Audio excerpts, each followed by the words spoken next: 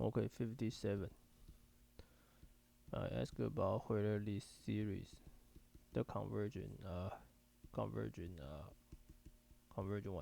radius. So basically, this is smaller than n from 1 to infinity n factorial over n to the n. Okay, so you can check this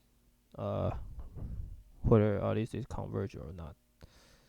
And since okay, so suppose we prove this is converged, then no matter how large the x, then this term still can be bounded by this one.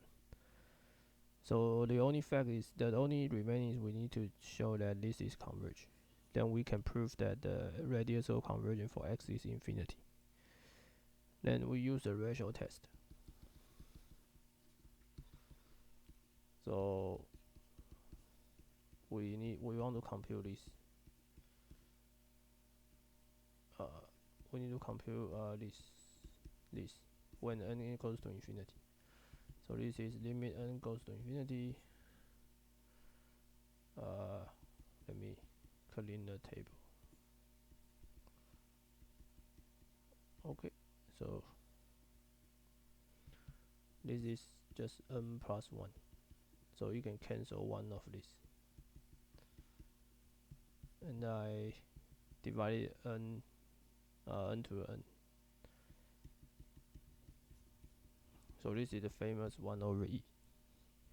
And then this is smaller than 1. So that means this term is converged absolutely. So no matter how large the original x,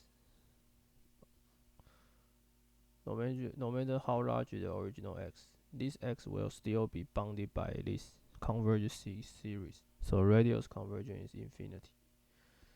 That's it.